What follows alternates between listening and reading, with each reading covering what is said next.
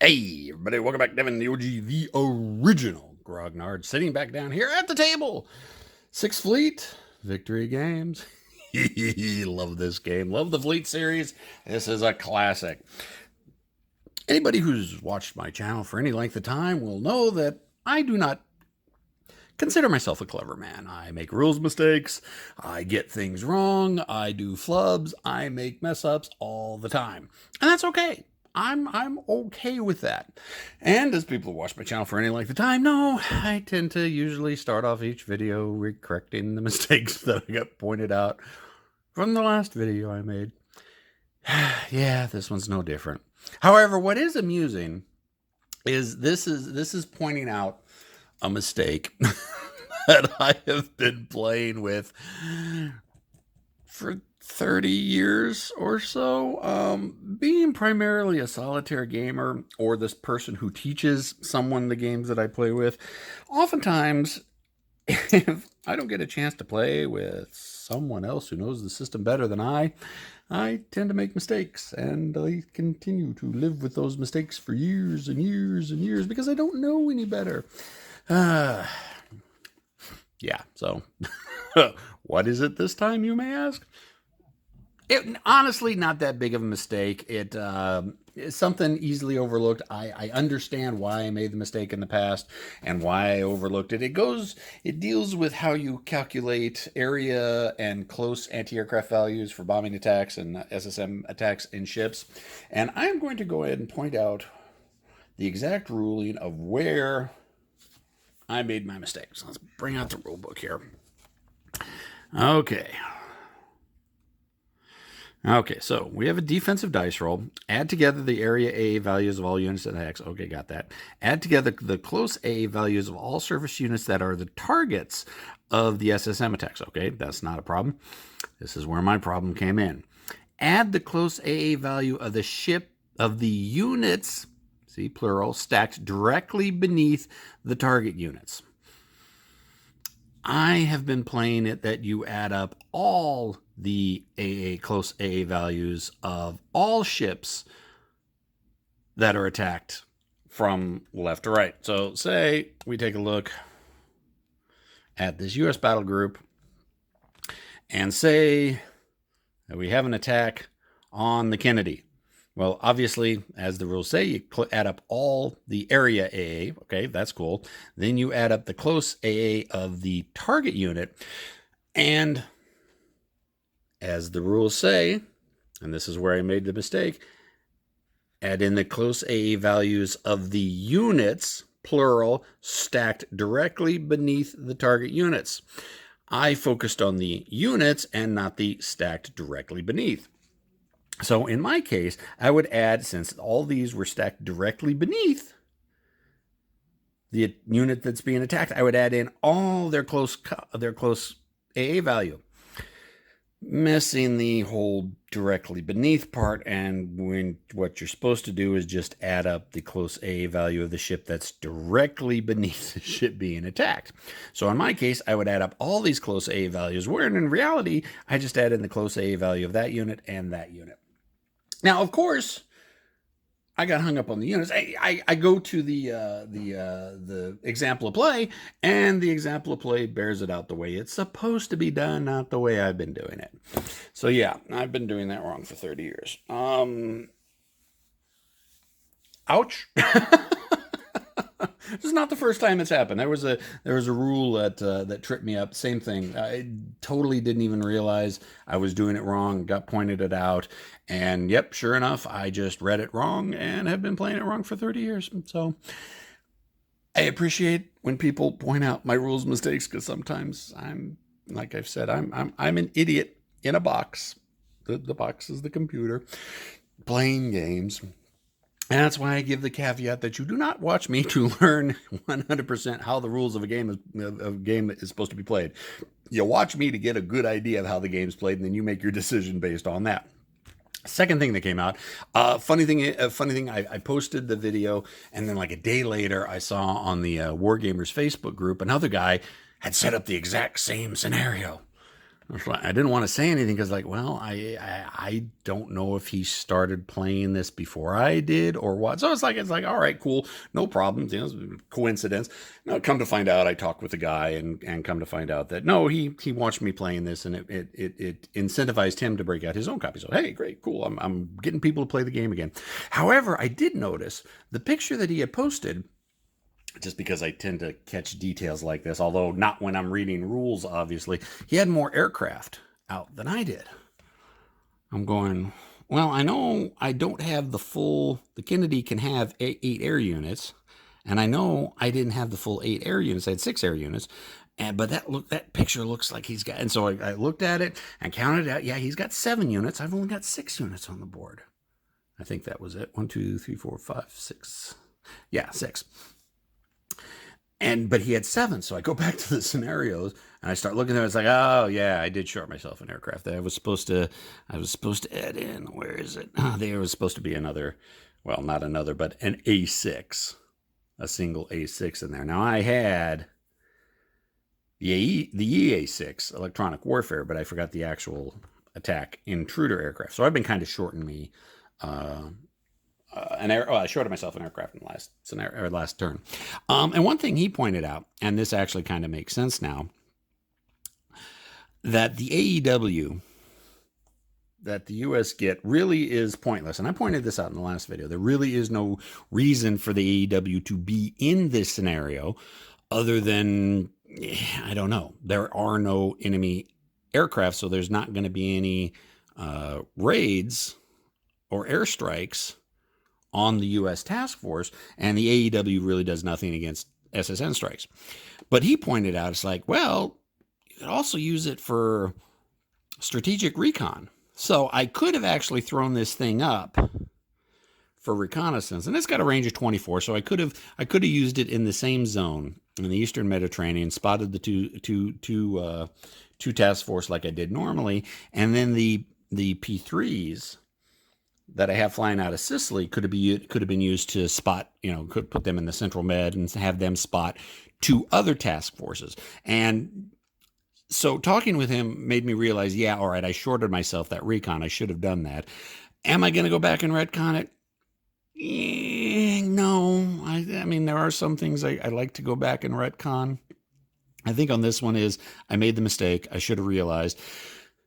Just because it doesn't have a role that is apparent to me, I should have looked a little bit deeper in. AEWs can go on strategic reconnaissance. I missed it. My fault. So basically, we got a bunch of AEWs that really aren't doing anything.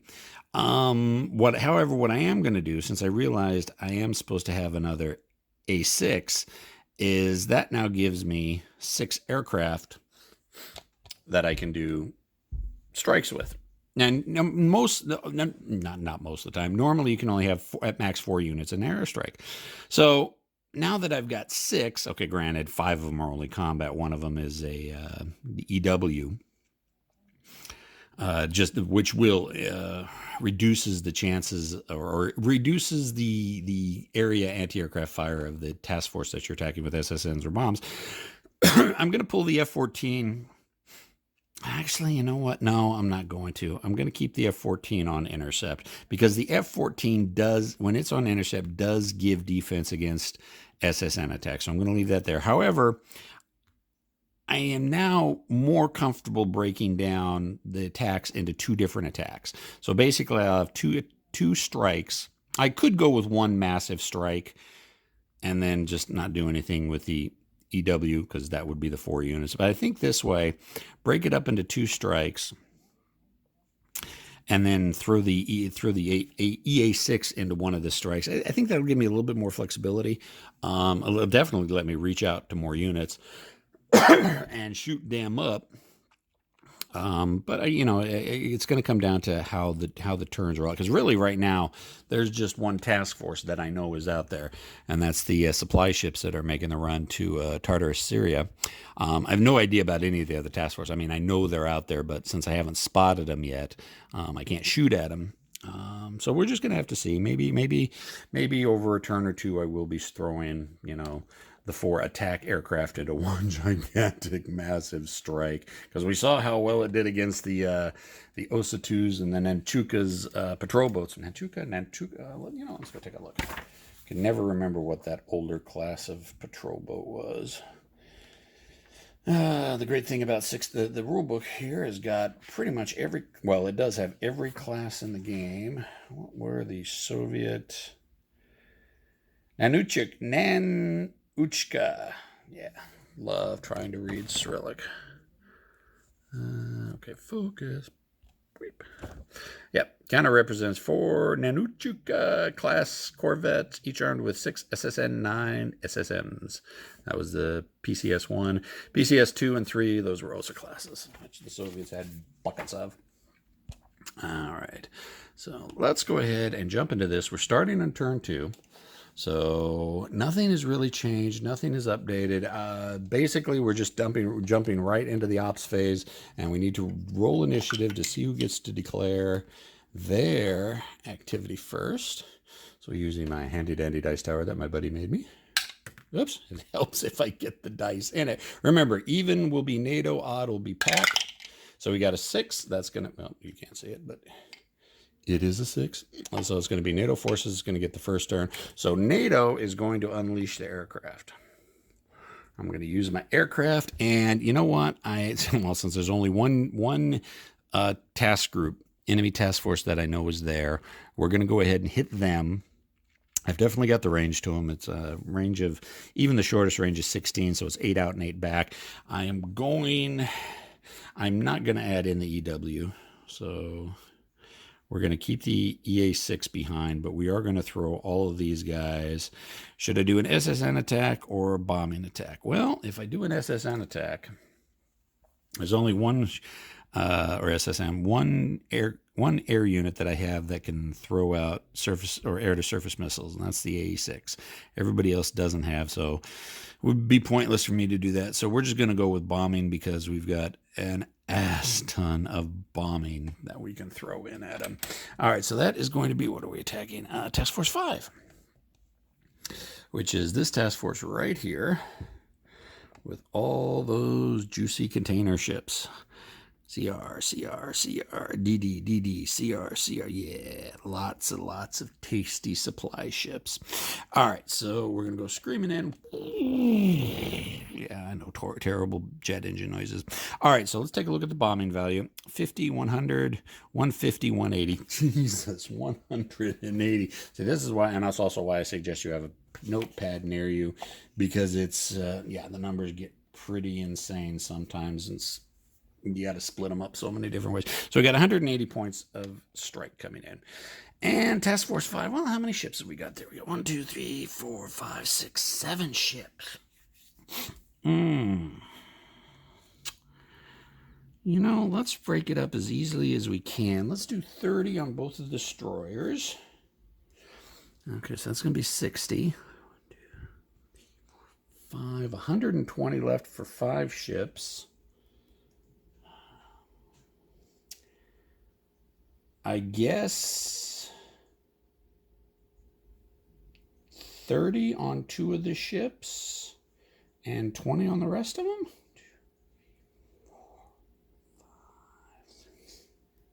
2, 3, 4, 5, 6, 20. Let's see if the math works. 3, 6, 9, 12, 13, 14, 15, 16, 17. Yeah, okay, so that works. So what we're going to do is we're going to go 30 points here, 30 points here, 30 points here, 30 points here. 20, 20, 20. Yeah, that's a lot. Okay, now in this case, we will be adding in all the close air support because all the ships are being attacked. So, all right, let's go ahead and add up the area value and pull out just to make sure I remember. Okay, so that's the lower right. So basically, the Oltuk has got 4 points, 0, 0, 0, 0. Okay, so we got 4 points for area, and we're going to be adding up all the close because all the ships are getting attacked, so all the close is going to be added in as well. So 8, 13, 14, 15, 16, 17, 18. Grand total of 18 defensive. All right, so we're going to be looking on our combat results table, It's going to be the 15 to 20 column is the column we're going to be rolling on. Let's see, we got no tech coordination. We got no gunnery. This is not an SM, but it is a task force. So +2 for all defensive combat dice rolls for units in a task force being attacked by bombing, SSM, or torpedo. So we're going to be rolling on the 15 to 20 column. We're going to be rolling defensive right there. So it's going to be a D6 +2 because they are part of a task force. And let me get my dice out. Oh, 1. So we got a grand total of 3. So we have autofocus, please. We've got a grand total of 3 on the defense against the 15 to 20 column, so it is a 4. So it's going to be -4 on the attacker's dice rolls. Now, also, you got to remember, when you're doing a bombing attack, you also have to pay attention to how much defense that the defenders are able to throw up. I didn't hit the threshold, so none of my aircraft are going to be taking the damage. I think it's 5 to 7, 5, 6 to 8, something like that. I rolled 4 on the defense, so none of my units are going to be taking a step loss, because they just weren't able to throw up enough anti-aircraft fire to affect any of my planes. Now we go into rolling combat damages, and as we remember, it's going to be 30, 30, 30, 30, 20, 20, 20, and it's going to be -4 on the dice roll, and there's no modifiers that I get. No tactical coordination. It's not gunnery. We already did the defense. And it's not an SSM combat, so we don't have to worry about the -2.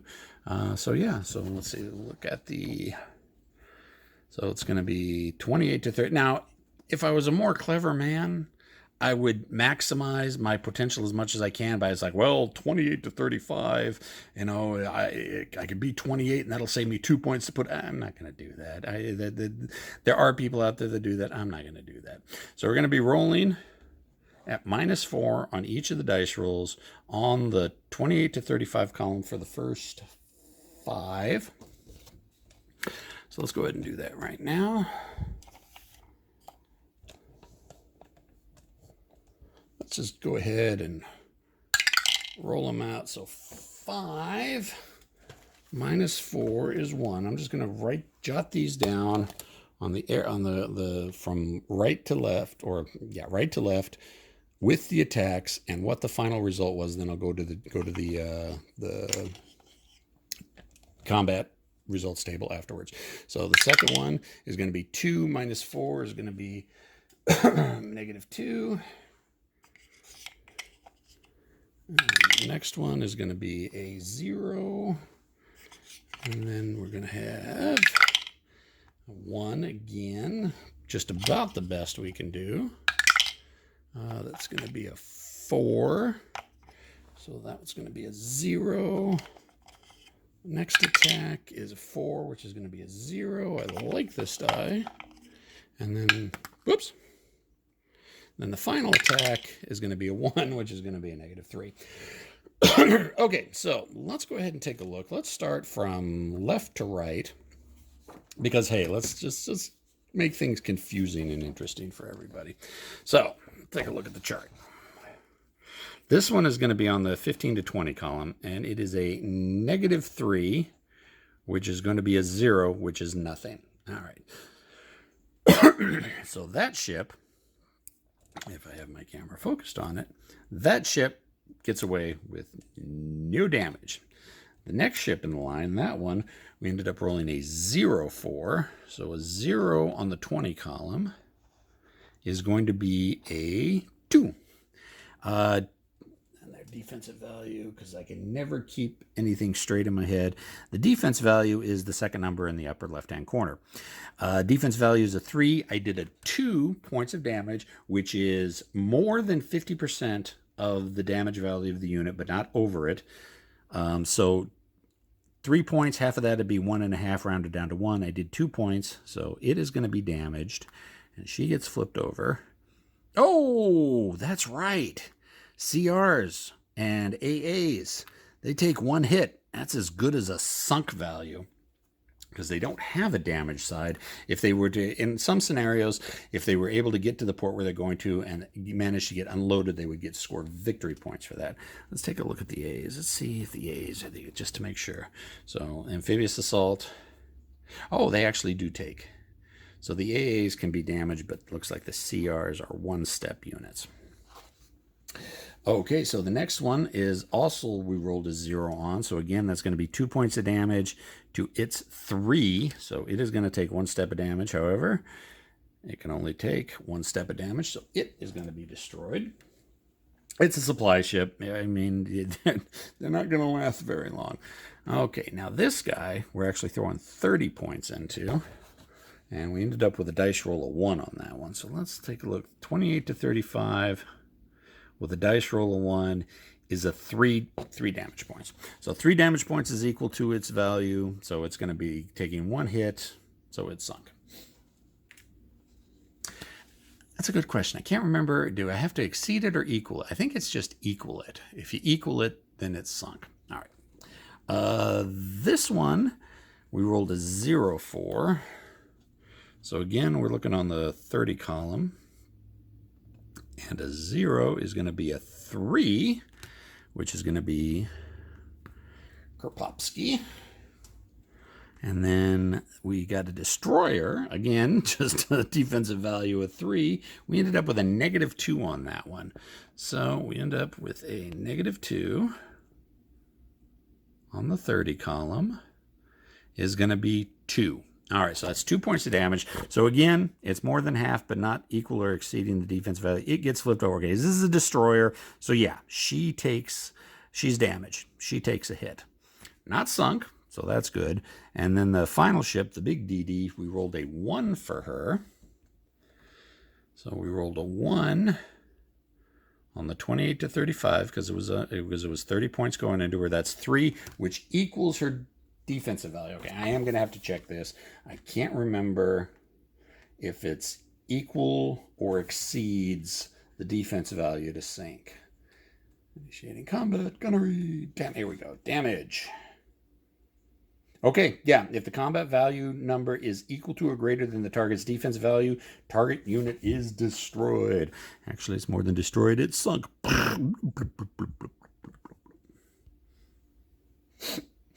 I always feel bad when I sink enemy ships because, I mean, I was a sailor. I know what they're going through. I've not been there, though, and never been sunk. But anyways, completely devastating turn. Completely devastating strike. They lost four resupply ships. They lost one of their big destroyers. So, yeah, they've basically been reduced to a damaged destroyer and 1 supply ship. Now, they have fallen beneath 4. They have fallen beneath 4 ships. Need at least 4 ships to have a task force. They are no longer a task force. We take the task force marker off and we just place them straight on the board like that. You know what? At this point, I'm happy with that. 1 supply ship makes it through to Tartarus, which is right there. Tartus, I don't care. I'm happy. I have stopped the supply ships from making it to Syria, and the Syrian army is going to be very upset that they're not going to be getting resupplied as they continue their drive into Turkey. All right, so the aircraft fly back. Woo, no damages, lots of bombing effects. Woo, yay. Go America, we're the bestest, yay. I should probably put the Detect Soviet back on there. All righty. All right, so that was the first act. That was the first impulse, and I chose aircraft, so I did mine. I'm done. Flips over to the Soviets. Now the Soviets get to choose what type of action they want to do. Basically, the only thing they got is surface, so the only thing they can activate is surface, so they're going to activate surface. So the first thing they're going to do is continue moving the shattered remains of this supply column. Let me check my chart just to make sure. Okay, so movement is upper right hand, or yeah, upper left. Math is hard. It's not even math, it's just left and right. So we got movement speed 2, movement speed 3. So they're going to continue moving at speed 2. So they're going to go 1, 2, and they're done. All righty. Oops. Stupid autofocus. I really wish it would autofocus automatically, like autofocus is supposed to. All right, we got these guys right here. So you know what? Let's hold off doing them yet. Let's go ahead and move all these other task forces over here. We got Task Force 8, which is it's got a combat supply ship. We want to kind of keep these guys in the back. This is the resupply. This is the Soviet resupply at Sea Fleet. Their only purpose is to have a supply ship to resupply. Well, Task Force 6 really, because Task Force 4 has got all the amphibious assault ships in it. So they're going to be making a run for the Turkish Straits. So let's go ahead and move them. Their slowest move in that task force is a 2 of the amphibious assault ships. So let's go 1, 2.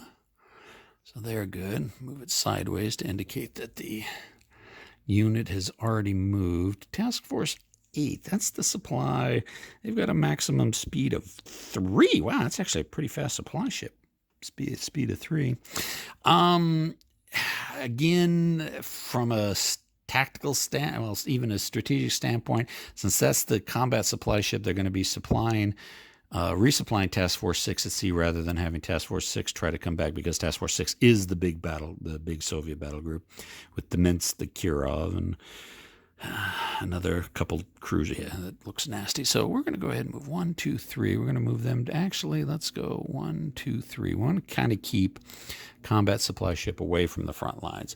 Trick with the combat supply ships is having them close enough that they can readily get forward to supply your task forces, but far enough back that you don't present an opportunity for the opponent to try to sink them. Because sinking supply ships is bad for the other side, because then instead of resupplying at sea, they have to go back to port, and that takes them away from the battlefield. And the longer they're off the battlefield, the more presence the other side gets to put and possibly win the battle. All right, but Task Force 6 is a full-on Soviet battle group. It is Minsk, Kirov. I mean, it's nasty. So what they want to do is their main job is going to be sinking the US Task Force.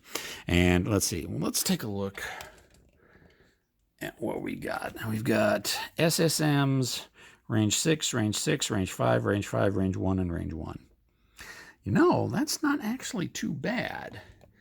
Since they still haven't spotted us, they can kind of stay back about 5 hexes, launch SSMs, and I won't be able to spot them.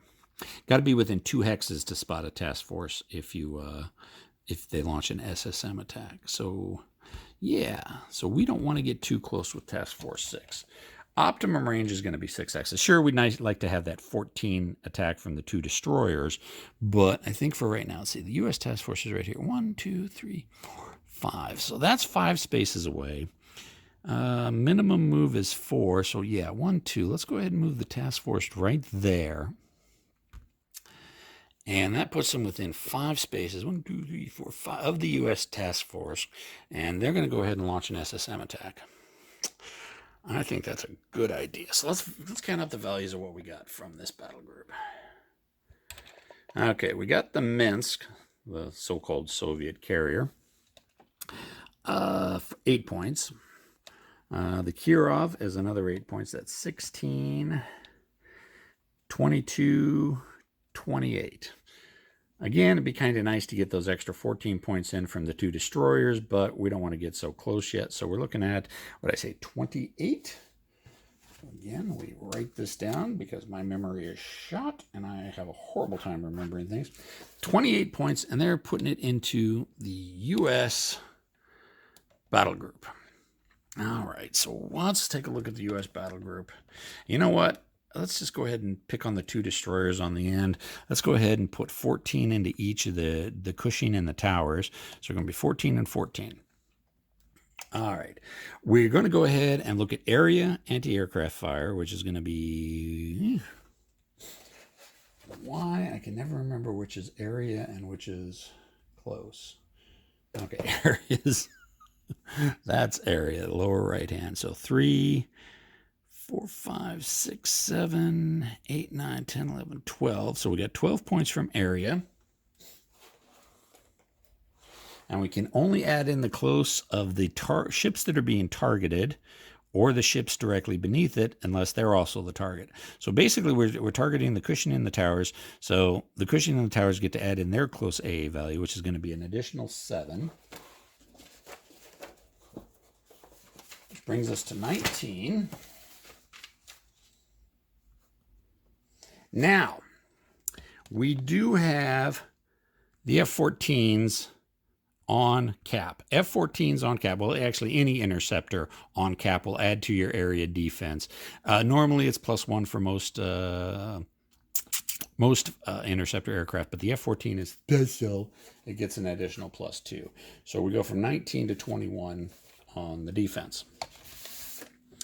And let's see, did that make that much of a difference? Let's zoom out and take a look at the columns.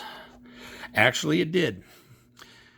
Getting it to 21 brings us up another column. So actually, that 2 points actually was a huge help because that was an actual column shift for us. So that's a good thing. So all right, so we're going to be attacking the cushion and the towers. We already know all that. So we're looking at the 21 to 27 column, and we're going to roll a dice. This is SSM combat, so there is a -2 on the attack. So okay, so we're not being attacked yet, so we don't have to worry about that. Is a task force, so we get +2 to all defensive combat dice rolls. We haven't determined what the defensive combat dice roll is. Or no, this is a task force, yeah, so we will get +2 to this. No tactical coordination, it's not gunnery, and defensive combat we haven't figured out. We are figuring it out. All right, so it's going to be +2 because it's a task force. So let's go ahead and roll.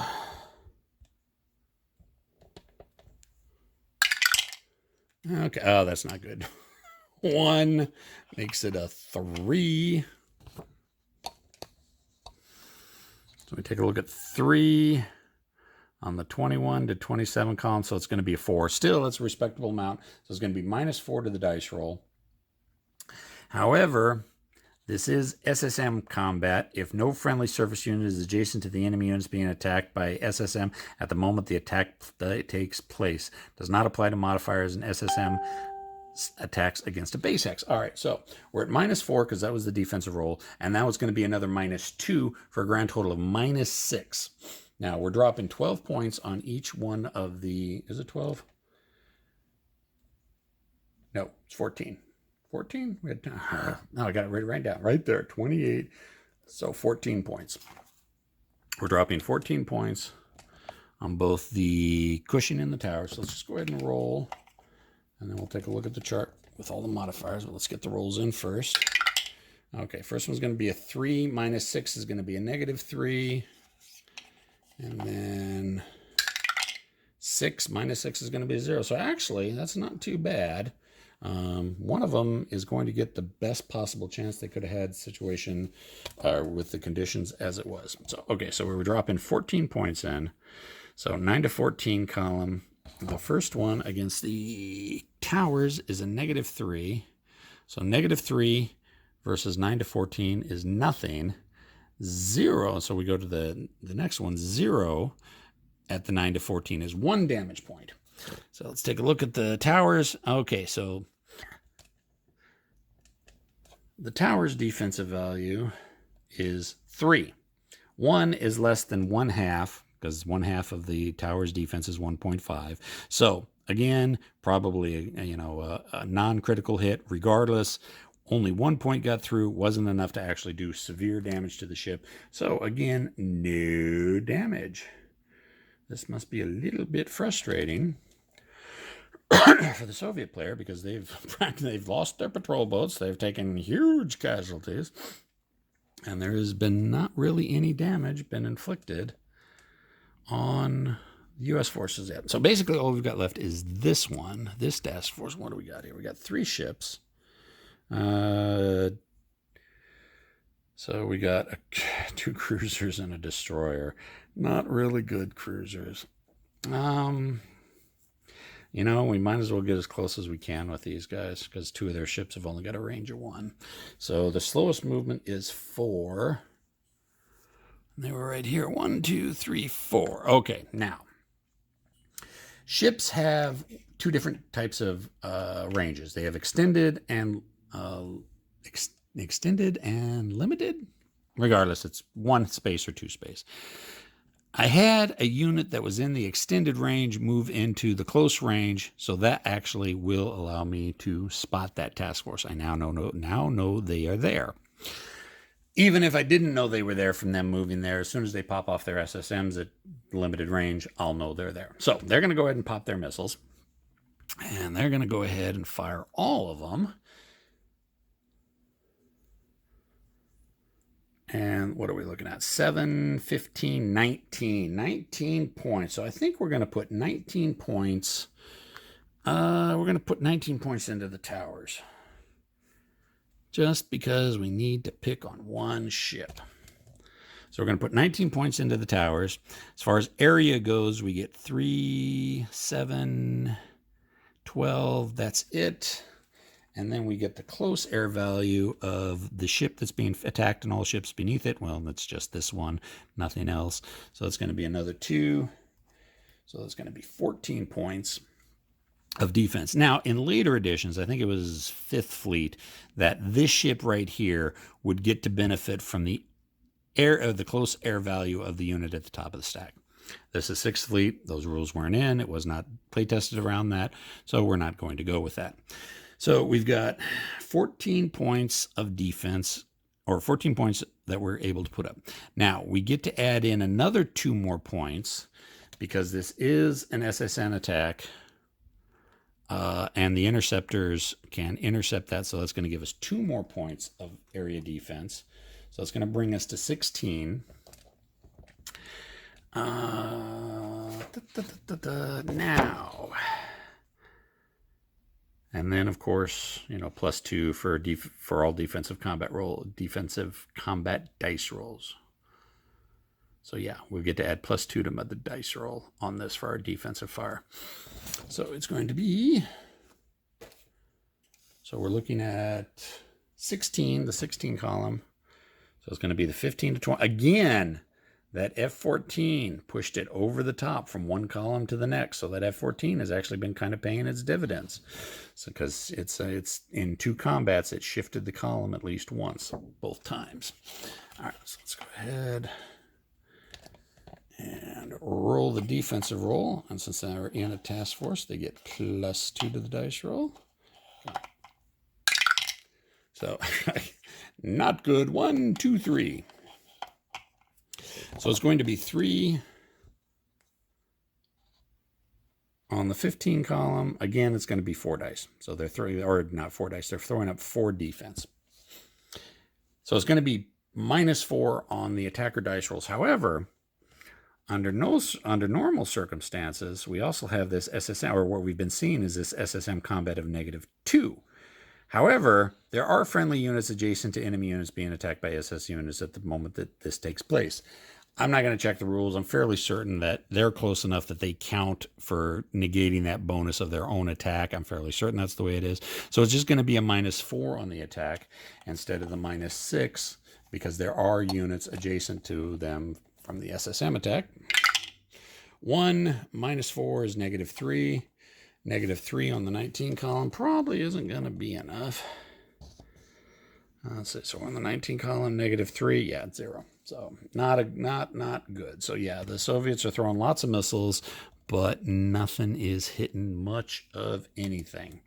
And now NATO knows where those 3 ships are. What's going to happen sooner or later. All right, so we're done with that activation. Go ahead and turn all those guys back normally so we know that they've... Well, actually, I probably could keep them turned sideways till the end of the turn just so you know that you've done... I think in later games they actually gave you little chits that you would put on a track saying, all right, I've activated air, I've activated sub, I've activated serve. Just not too tough to keep track of which ones the Soviets have done in this one. They only got surface. All right, so we go into the second activation phase. I'm not even going to roll it because, again, the Soviets have nothing they can activate. NATO does. NATO has... their surface, because they've already done the aircraft, so they can activate their surface, not service. We are actually going to shoot before we move. Now we're going to unload SSMs into this task force. Let's go ahead and add them up real quick. 8, 16, 24, 32. Wow. 32 points going into those 3 ships. Let's go ahead and stack them how we want to stack them. Yeah, let's do it like that.